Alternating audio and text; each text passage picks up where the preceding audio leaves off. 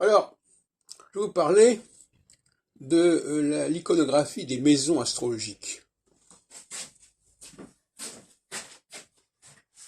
En 1930-1931, paraît l'almanach astrologique chez Chacornac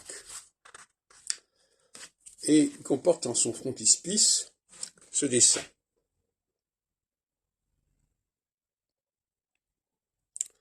Ce dessin, vous reconnaître par exemple la mort, ici la mort, oui. Vous pouvez reconnaître la roue de fortune, ici, etc.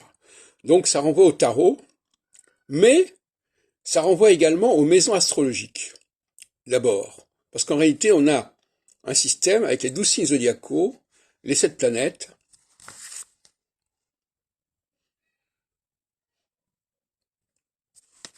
et les maisons astrologiques tout autour. Donc c'est une synthèse iconographique que beaucoup d'astrologues ignorent.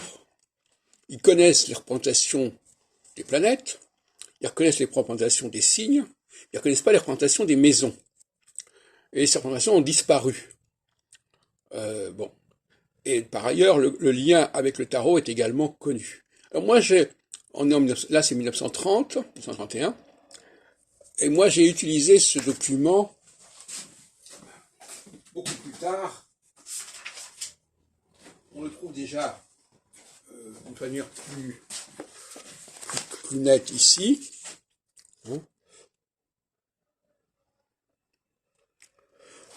Dans un ouvrage italien, l'Astrolabio, etc., qui nous explique qu'il s'agit d'un extrait de l'horoscope d'Edward Schott, qui figure dans le Nativité de calendaire de Léonard Reimar de Nuremberg 1525. Mais moi, en 1993, je le remets à la mode, et j'en publie d'ailleurs une autre édition manuscrite qui est à peu près identique pour le frontispice de mon ouvrage sur Etela.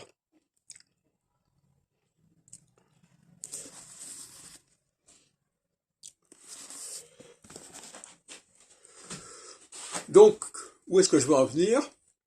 Je veux en venir au fait que l'iconographie astrologique est souvent lacunaire, et il manque également encore un autre document ici, c'est la représentation de l'iconographie de 12 mois de l'année. L'iconographie des 12 mois de l'année qu'on trouve dans les livres d'heures, qu'on ouvre sur certaines cathédrales, et qu'on trouve notamment dans les traits rigeurs du duc de Berry. Et donc tout ça c'est un ensemble iconographique à 4 niveaux, les planètes, les signes, les maisons, les mois. Et le système des 12 mois de l'année est probablement à l'origine du système zodiacal tel que nous connaissons. J'aime beaucoup l'iconographie parce que ça ne pardonne pas. On voit des documents, on voit que ça se ressemble ou pas. J'ai utilisé cet argument pour Nostradamus, où j'ai montré que les frontispices des prophéties de Nostradamus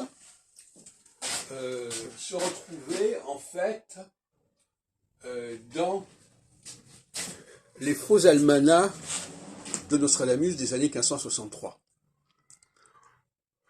Ce qui veut dire que ça a été fait par des gens, on a voulu faire croire que c'était paru en 1555 ou 1557, en réalité ça a été fait beaucoup plus tard, probablement dans les années 1580-90, et la preuve en est, c'est que si c'était paru du temps de Nostradamus, on n'aurait pas utilisé des vignettes des faux almanachs de Nostradamus pour publier les centuries de Nostradamus.